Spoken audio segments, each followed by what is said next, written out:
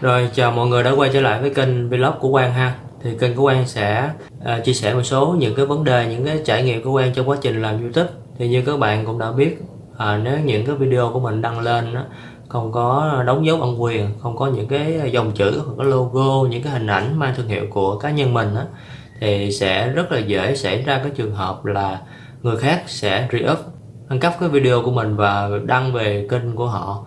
Thì mình sẽ phải mất công là phải thương lượng rồi cảnh báo rồi gửi đơn của YouTube để xóa cái video đó. Thì trong clip này Quang sẽ gửi đến các bạn một cái kỹ thuật, một cái thao tác nhỏ mình làm trên Filmora. Mình sẽ làm một cái hình ảnh, một cái dòng chữ mang thương hiệu của cá nhân mình đóng vào cái video của mình, thì những cái video của mình sẽ được bảo vệ một cách an toàn hơn ha.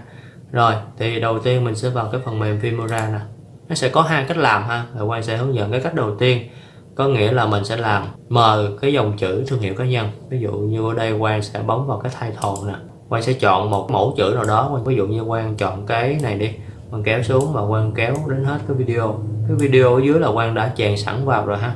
Ví dụ ở đây cái mẫu chữ là cái này, mình sẽ bấm vào và mình sẽ chỉnh lại là cái tên nào đó. Ví dụ như cái tên kênh đi, kênh Quang đó, thì ở trên đó là sẽ có cái phông chữ nè, mình sẽ chọn bất cứ một cái phông chữ nào mà mình yêu thích ha. Đó, qua ví dụ như cái chữ này đi, rồi mình sẽ kéo xuống hết luôn và mình chọn cái dòng opacity là làm mờ ha. Hiện tại nó đang ở 100%, mình sẽ kéo lui về khoảng từ 10 đến 20% là đẹp ha. Ok, và mình có thể kéo nó nằm ở bất kỳ một cái vị trí nào, trên, dưới hoặc là giữa. Mình sẽ kéo chọn ở một trong 4 cạnh ha, để mình kéo nhỏ lại đó. Ví dụ như nằm ở đây cũng đẹp nè các bạn đó. Rồi ok, đó là cái cách thứ nhất. Rồi cách thứ hai là có một số bạn sẽ thích là mình chèn thêm cái hình ảnh của mình vào đó. Thì chèn thêm hình ảnh của mình vào thì dạng nó hình ảnh bình thường là không nói gì là ha, rất là dễ. Còn ở đây Quang muốn hướng dẫn là làm mờ cái hình ảnh đó luôn ha. Thì nếu mà chèn cái hình ảnh vào Filmora thì sẽ không có làm mờ được. Mình sẽ phải dùng thêm một cái công cụ để hỗ trợ làm cái phần này, đó là Photoshop ha. Thì cái phần này cũng rất là đơn giản thôi, mình mở Photoshop lên nè, bạn bấm vào file new, chọn một cái kích thước nào đó ha. Ok nè.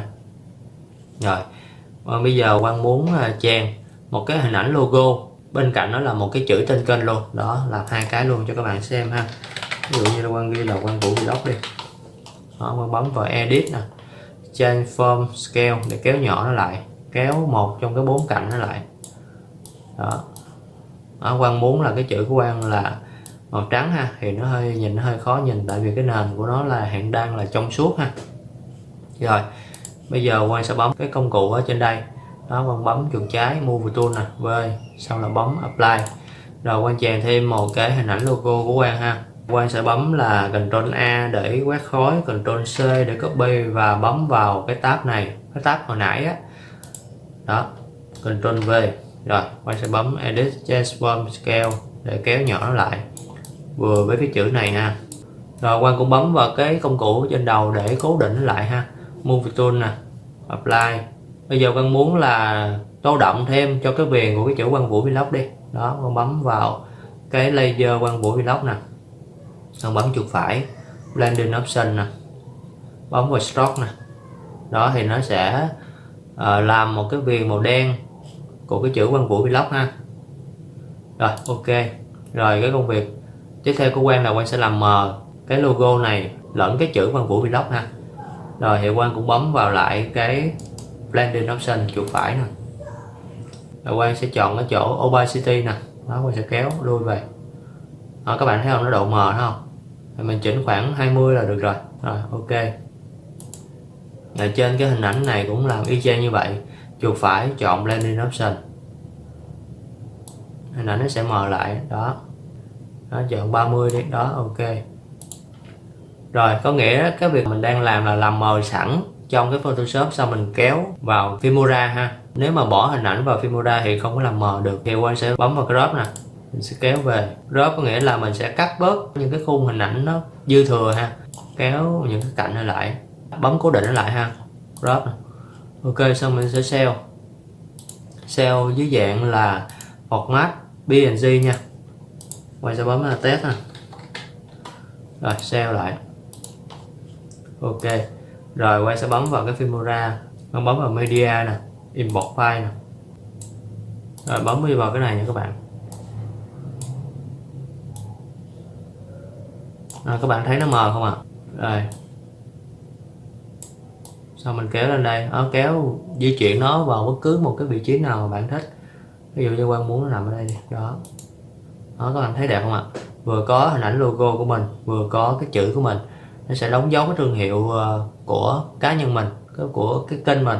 Đó thì không thể nào có cái chuyện mà người khác mà là lấy cái video của mình người ta đăng lên là mình nhìn một phát là mình biết liền.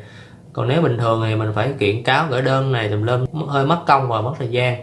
Rồi ok, thì đến đây Quang sẽ kết thúc video và hy vọng đã mang lại cho quý anh chị và các bạn thêm một cái kỹ thuật thao tác nhỏ để mình có thể đóng dấu cái thương hiệu, cái bản quyền của mình lên cái video ha, bằng cách là tạo một cái logo hoặc là cái chữ tên kênh của mình ở dưới dạng là hình mờ ha. Đừng quên like và subscribe nếu mà bạn thấy thích video này của Quang ha. Xin chào và hẹn gặp lại mọi người trong những clip lần sau nhé. Bye bye.